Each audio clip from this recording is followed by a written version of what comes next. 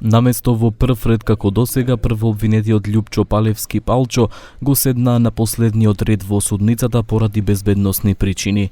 Внимателно го слушаш и запишуваше сведочењето на Велибор Манев, некогашен соработник во грабнување за пари и убивање.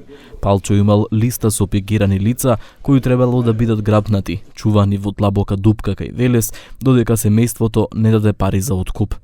Започнале со пензионерот од Велес. Одбран бил бидејќи живеел сам и имал автомобил кој им требал за грабнување на 40 годишна жена.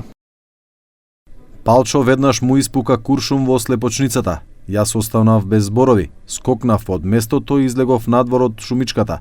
Застанав и бев пред колабирање. Се тресев од тоа што го видов. Палчо видов како го турна Панче во дупката. Го прашав зошто го направи тоа, ми рече да не се мешам и да не се секирам, а и да не ми го расипува убавото семејство кое го имам. На списокот за киднапирање биле главно имотни лица и бизнисмени. Манев во судница со име посочи некои од нив. Обвинетите требало да добијат награда од 150.000 евра за својата улога во криминалните активности. Се одлучив за 40 годишна жена. Ја следеше 10 дена и постојано ни покажуваше фотографии. Знаевме кое време излегува и каде оди.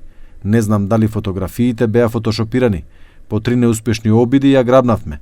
Кога ја однесовме кај местото викано Бразди, свативме дека е дете. Му реков на Палчо да го ослободиме бидејќи тоа е погрешната личност, но тоа сликаше и рече дека нема грешка.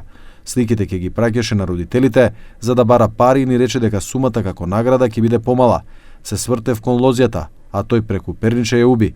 Па ни даде копач и нареди да ја закопаме. На овој дел од сведочењето судијата даде пауза бидејќи му се слоши на обвинетиот Александар Ѓорчевски, татко на Вања.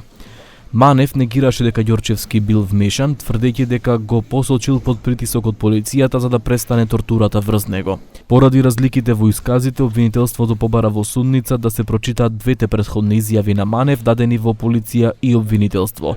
Обвинителката Ана Стојковиќ Димитровска, читајќи ги, не можеше да ги сокрие емоциите кои ја надвладеа во некои моменти.